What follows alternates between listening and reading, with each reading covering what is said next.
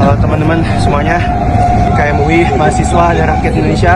Saya tadi baru masuk sedikit ke lapangan DPR, polisi langsung mengentungi saya ketika kami sudah mau keluar. Harusnya mereka diam, tapi mereka malah tetap memukuli kami. Jari saya bengkak, kepala belakang saya bengkak, gede. Terima kasih mas. Atas, sampai tadi saya dipukuli di titik paling atas, puncak kepala. Sampai sempat kehilangan pendengaran sedikit, nging gitu, pengang sebentar. Tapi untungnya saya sempat terjatuh ke arah luar, jadi saya masih selamat. Tidak ada luka yang berarti, cuman benjol banget. Agak pusing, kacamata saya hilang. Ini saya bawa kacamata cadangan, jadi hati-hati, stay safe. Tadi ada beberapa kawan dari FISIP juga yang di depan kena pentungan.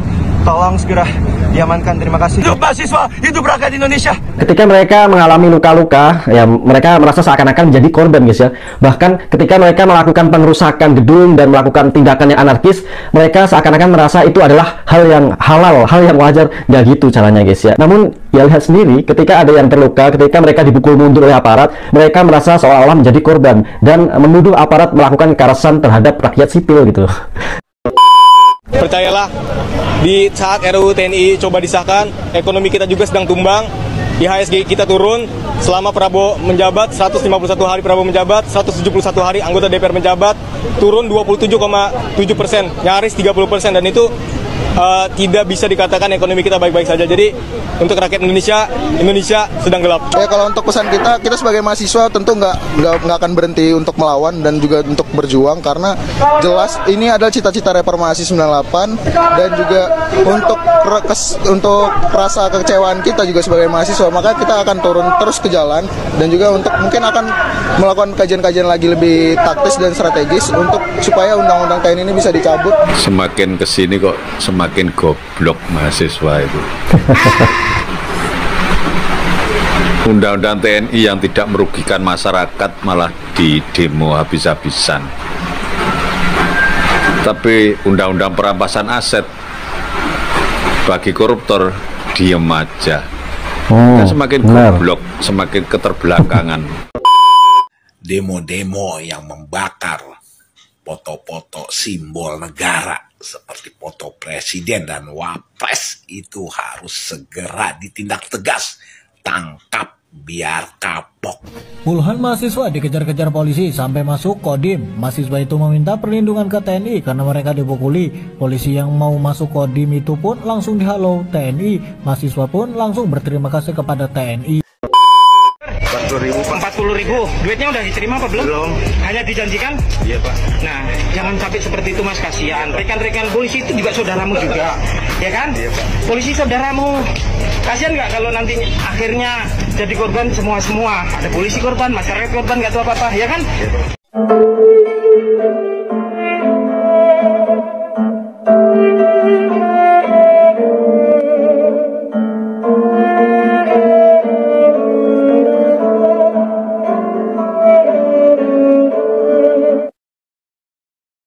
Halo teman-teman semuanya, KMUI, mahasiswa dan rakyat Indonesia. Saya tadi baru masuk sedikit ke lapangan DPR, polisi langsung mengentungi saya ketika kami sudah mau keluar. Harusnya mereka diam, tapi mereka malah tetap memukuli kami. Jari saya bengkak, kepala belakang saya bengkak, gede. Terima kasih mas. Atas, sampai tadi saya dipukuli di titik paling atas, puncak kepala. Sampai sempat kehilangan pendengaran sedikit, nging gitu, pengang sebentar. Tapi untungnya saya sempat terjatuh ke arah luar, jadi saya masih selamat. Tidak ada luka yang berarti, cuman benjol banget.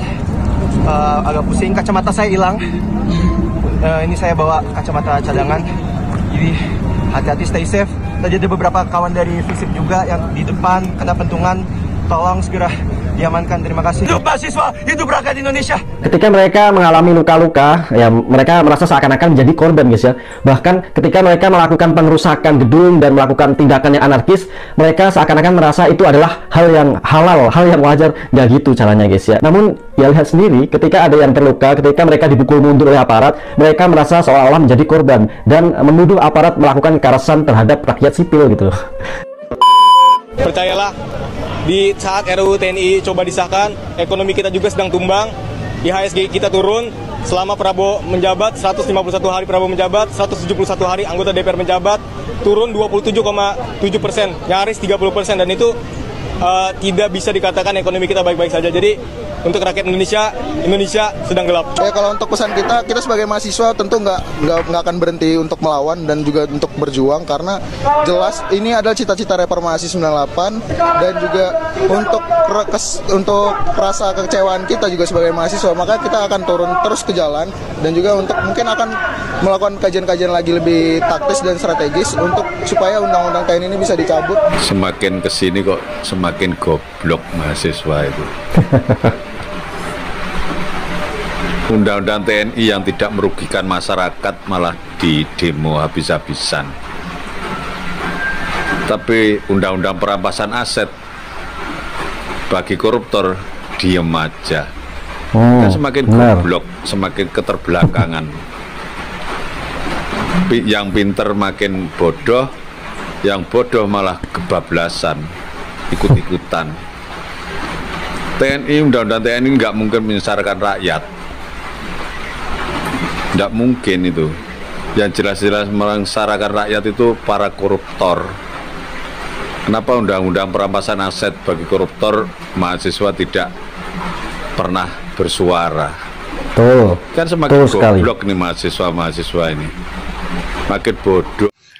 Demo-demo yang membakar foto-foto simbol negara seperti foto presiden dan wapres itu harus segera ditindak tegas. Tangkap biar kapok. Gak usah ribut dulu di sini dulu, jelas ya? Gak usah ribut dulu, gak usah teriak-teriak. Ini kantor saya. Kalau kalian teriak-teriak kalian masalah. Oke kan? Jom sini bentar. Pak, makasih Pak. Puluhan mahasiswa dikejar-kejar polisi sampai masuk Kodim. Mahasiswa itu meminta perlindungan ke TNI karena mereka dipukuli. Polisi yang mau masuk Kodim itu pun langsung dihalau TNI. Mahasiswa pun langsung berterima kasih kepada TNI. 40.000. Duitnya udah diterima apa belum? Belum. Hanya dijanjikan? Iya Pak. Nah, jangan sampai seperti itu Mas, kasihan. Rekan-rekan polisi itu juga saudaramu juga, ya kan? Iya Pak. Polisi saudaramu. Kasihan nggak kalau nanti akhirnya jadi korban semua? Ada polisi korban, masyarakat korban, nggak tahu apa-apa, ya kan? Iya Pak. Kasihan. Jangan terulang seperti itu kalau kamu kira-kira nggak ini. Jangan mau seperti itu ya. Hanya karena 40.000. Dengar? Ya. Oke, kita lihat mahasiswa yang lucu-lucu berikut ini ya.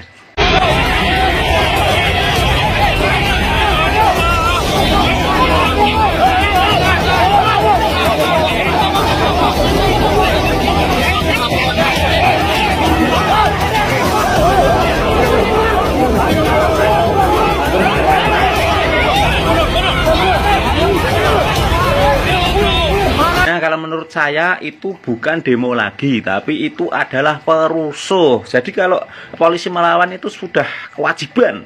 Tidak apa-apa, dilawan aja itu Pak Pol. Nanti kalau mereka mati paling juga cuman bikin tugu pahlawan di situ. Wah, kejadian ini. Apa? Kenapa sih kalian itu demo undang-undang TNI? Padahal dari dulu itu udah ada loh undang-undang TNI, dan ada 10 TNI yang bisa merangkap menjabat sebagai sipil. Itu di undang-undang dari dahulu udah ada, dan ini hanya tambah 4 aja. Coba nih baca yang jelas ya, baca yang jelas nih undang-undang TNI ini nih. Jadi TNI yang masih aktif itu tidak bisa menjabat selain yang ada di undang-undang TNI. Jadi kalau misalnya TNI itu pengen jadi gubernur, maka TNI yang akan jadi gubernur itu harus mengundurkan diri dulu dari TNI. Contohnya seperti dulu tuh Pak AHY itu, yang dari jenderal TNI dia mengundurkan diri untuk nyalon gubernur di Jakarta. Kalian bilang di situ adalah ini akan Indonesia baru atau kembali ke Orde Baru. Mungkin zaman Orde Baru kalian itu masih berbentuk lendir.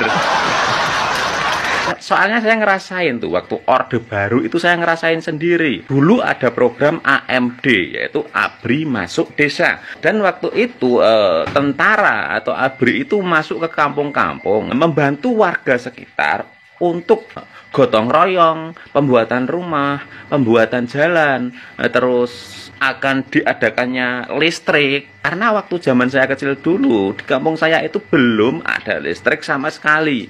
Nah, kalau kalian bilang undang-undang TNI itu nanti akan bikin TNI sewenang-wenang, mau kritik diculik, mau kritik pemerintah diculik, itu pikiran kalian itu pikirannya cetek. Mahasiswa tapi goblok. Kan undang-undang TNI udah disahkan tuh.